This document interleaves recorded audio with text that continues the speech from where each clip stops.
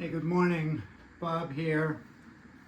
It's Sunday morning, 10:30, the 2nd of August, 2026. And I've already been for a swim this morning in our pool. I cleaned the pool, vacuumed it. I had to put on my diving mask and dive in to get something that I saw at the bottom of the pool. And it's been an interesting morning. But anyway, my wife and daughter went off to church, and I have a quiet moment here, about 30 minutes, maybe 45 minutes before they get home. So anyway, I wanted to show you this guitar I made. This is, well, let me back up. Somewhere around 2016, I bought a couple of collectible guitars. One was a 1971 Herman Hauser guitar, number 910, and it was very expensive. And the other one was a 1978 Daniel Friederich guitar, and this one I got from Paris. The Hauser was owned by a guy who lived about 50 miles from here, and I was quite influenced by both of these two guitars. My intention was to own them for a while and to sell them, hopefully at a profit. Learn from them. I had no intention on keeping them, although I would have loved to have kept the Friederich because it was my favorite guitar out of the two. And they were very different guitars. The Friederich had a very thin top, 1.6 millimeters in the bridge area, and going out to 2 millimeters on the edges, and thicker up at this end, close to 3 millimeters up here. But it was interesting because of the 1.6 here. It was a very beautiful sounding guitar. It was a big sound box, about 4 inches, plus maybe a little tiny bit bigger than 4 inches down at the tail, and probably about 3 7/8. I can't remember exactly. Whereas the Hauser was a smaller guitar. It was a Miguel Yobe model, and a little bit smaller but beautiful sounding, thick top. The top on the Hauser was 3.5 millimeters, and it only thinned out about 10% around the edges, whereas the Friederich was different because it was thinner in the middle and thicker around the edges. So the Hauser had beautiful first, second, third strings with ample basses. The Friederich had big basses, very strong basses, and I would say weak trebles, kind of thin sounding trebles. Now, there was something about the Friederich that pulled me in. First of all, the craftsmanship was as good as it gets. And that was just a treat to own one. You know, it had the carved head and all of that, and beautiful handmade rosette, and just everything about it was beautiful, inside and out. And so I'm going to talk about the Friederich and leave the Hauser in the background right now. I was so impressed by the Friederich, and I hated to sell it, but at some point, after a few years, I started to get worried because the market was really kind of soft. And I paid $29,000 for the Friederich from Paris. And I sold it through my dealer, who was in New York at the time, and I'm not sure what he got, but he sold the Hauser and the Friederich for me. He had them for about 2 years before they sold. And they sold, I think, about the same week, which was interesting. But anyway, I hated to sell the Friederich. I wanted to keep it, but it was part of the deal. Because I paid too much for the Hauser, my dealer had to make his profit on the Friederich. So it had to be part of the deal. Otherwise, I would have kept it, and I would still own it right now. I did, however, make a few copies of it, and one of them was a little bit more Friedrich looking than this one. Now, if you know anything about Friedrich, you know that he learned from the great French maker Robert Bouchet. And if you know anything about Robert Bouchet, he learned from Julian Gomez Ramirez, another maker in Paris who came from Spain.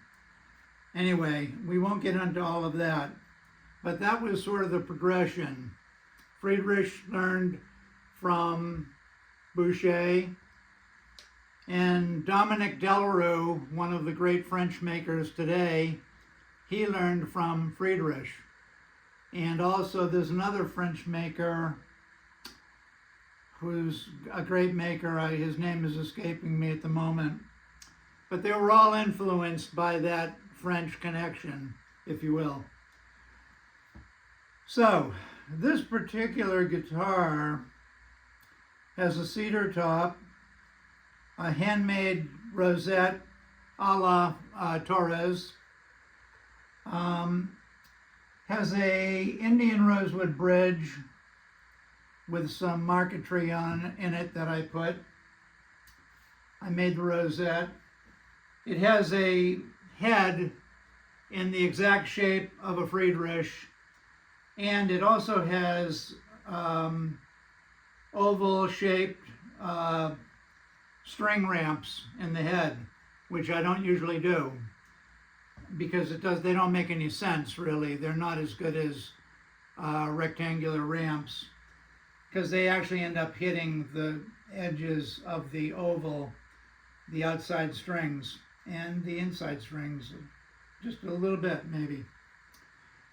But what I wanted to say is this particular guitar is inside, it's a Friederich, okay?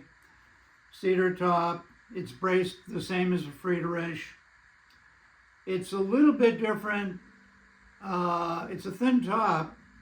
It's about 2.3 in this area, and it thins out to about 1.8 millimeters. Single Indian rosewood sides. Indian rosewood back. And this particular wood I ordered from Luthier Mercantile because Jose Romanillos had made a guitar decades ago, and it happened to be in the Evans book, I think. The authors were Mr. and Mrs. Evans. I don't remember their name anymore. I actually have the book. And I used to look at the book when I was in high school. They had it in the library. But anyway, the rosewood on that guitar was almost identical to this. And this guitar has a Spanish cedar neck with a stacked heel. I don't normally stack the heel, but I did in this case. And it has the carving of the back of the head like Friederich, like my Friederich that I owned. But it has the Bouchet crest up here. And it has round the ends of the slots are round at the bottom as well as the top, but normally I square the bottom. Anyway, here's the guitar. Very lightweight. There was another one I made right beside this, which was bought by a guy in, I think, St. Pete, Florida. He loved it. He told me it was the best guitar he ever had, ever played, and he had some nice guitars. And 2 years later, he wanted to get rid of it. Don't ask me why. But he came to me and said, do you know where I can sell it? And I said, well, what's the matter? You loved it. You told me you loved it. You called me 10 times and wrote me emails telling me how much you loved it, blah, blah, blah. Well, this is 2 years later, of course, and you know how guitar players are. 1 minute they love a guitar and then something else comes along or whatever. So I really wanted the guitar back, and it was in pretty good shape. He didn't mess it up too much, and I fixed what he messed up. So we worked a deal where he was going to have the choice of one of the new guitars that I was building, or in fact I would build him another guitar right off from the start. And he liked that idea, so I got the guitar back, and I was finishing up 4 new guitars, and they don't happen fast here. And he got anxious, and he finally said to me about 4 or 5 months later, I want my guitar back. I'm going to do something else with it. And I said, okay, fine.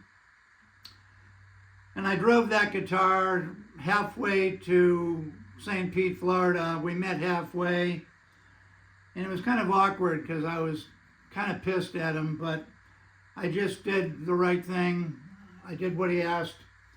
We met at a cafe. He bought me lunch. He brought a couple of other guitars to show me. I could have cared less, frankly, but I gave him back my guitar, and that was the end of it. I never spoke with him again. Now, one thing he did was he told me how much Beverly Mayer loved my guitars. Beverly's a guitar dealer in New York, in the Village in Manhattan. So I thought maybe he's got something going on with Beverly, And sure enough, maybe a week later after that, Beverly's got my guitar in New York, and she goes to me, Bob, I love this guitar, but the problem with it is everybody wants it. Can you make me another one just like it? And I laughed, and I said, Bev, that's impossible to make you another one just like it. No two guitars are alike. Not only that, I'm in the middle of a lot of other things, and I don't have time to make you another one. And the problem with dealing with Bev was everything was consignment with her. So when I used to send her a guitar, I had to wait for it to sell before I saw any money. And I had to ship it there, and shipping started to get expensive, la-da-da-da-da. So we stopped doing business together, but we remained good friends. And I saw her a couple of years ago when I was in the Village. I seldom go to Manhattan, but I was there. And I spent a couple of hours with her, and we reminisced, and it was wonderful. She's probably 91 now. So anyway, then I got some guy calling me up, telling me, hey Bob, I played your guitar at Beverly's, and when I went back to buy it, somebody else had bought it, underneath me. Can you make me a guitar just like it? And it was just comical, really. So anyway, I never did that. I said, no, I can't make you a guitar just like it. And right now I'm in the middle of making other guitars, and I'm very busy. And I don't know what happened, but the only reason I tell the story is what one guy doesn't want anymore, two other people want really badly. So anyway, this particular guitar was made almost identical to that other one, except for this has single sides. The other one had double sides. The other one had Indian rosewood on the outside and mahogany on the inside. And you know, the sides were quite thick, over 4 millimeters. It was a heavier guitar than this one. But this is a guitar that I've kept. There's not a mark on it, and that's because I still own it, knock on wood, because I'm as capable as anybody else to messing up a guitar.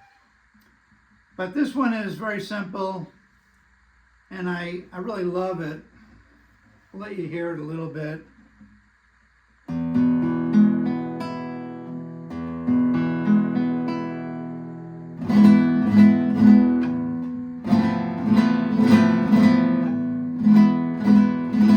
I'm not going to get into playing it right now. So anyway, this is the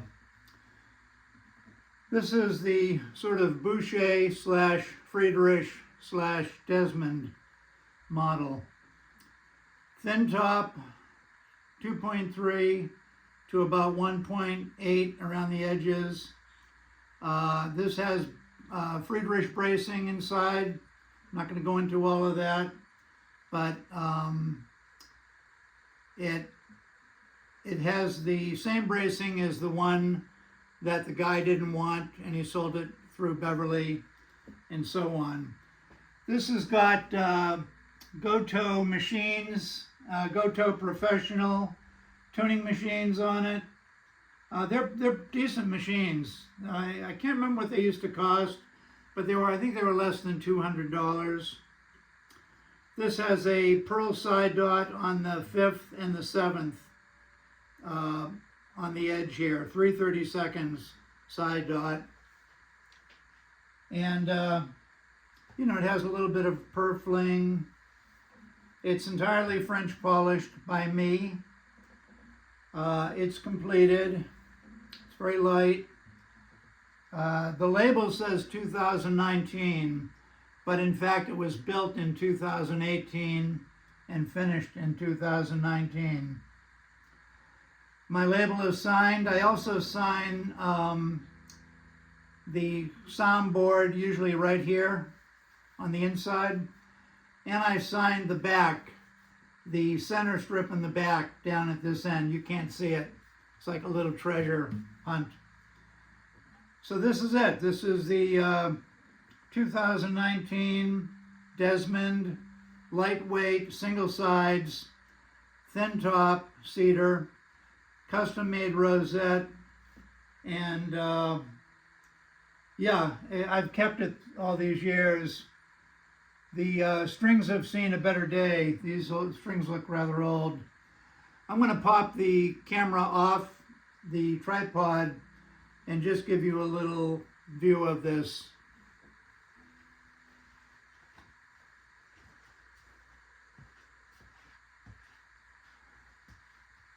Okay, forgive me here.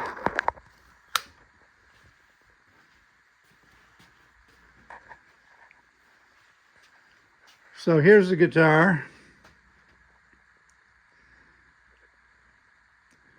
Take you down to the rosette.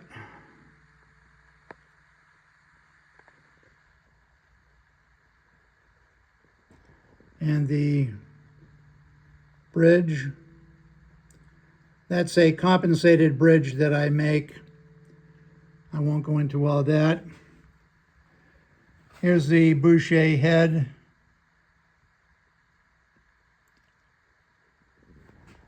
Goto tuning machines. Side dots. Mother of pearl, white. Label inside. I'm not sure if it's focused on it. It's not. There it goes.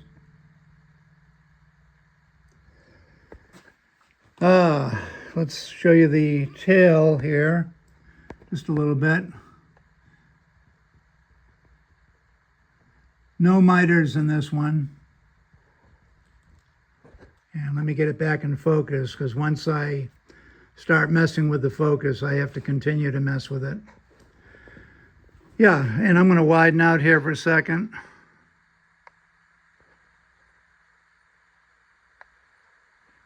Tapping it in focus. Flip it over, show you the back side. Indian rosewood sides.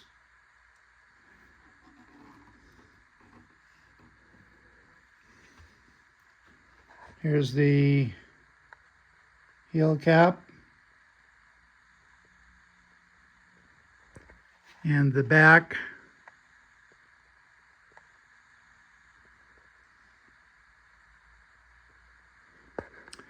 Cedar neck, Spanish cedar neck.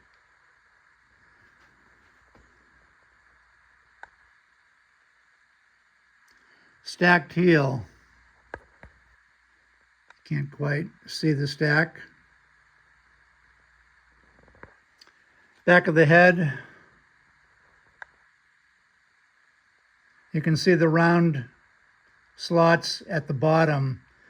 I almost always use square slots. This might be the only guitar I've ever done with round slots. And if not, I've only done it a couple of times. And here it is. Let me pull over this way for a second. Oop.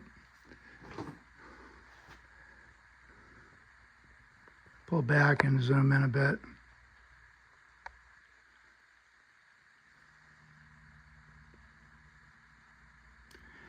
And that's it. That's the 2019 Desmond, inspired by Friederich and Bouchet. Take one last look.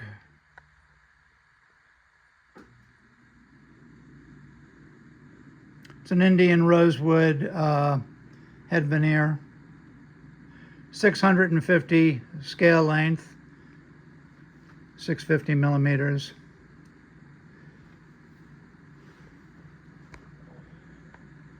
See if I can zoom in on the rosette here.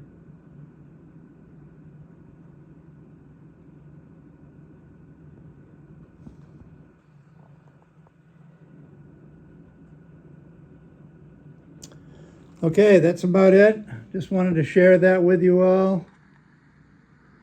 And hope you have a good Sunday.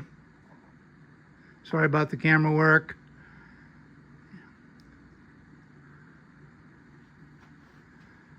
And we'll just leave it at that. Bob out. Take care now.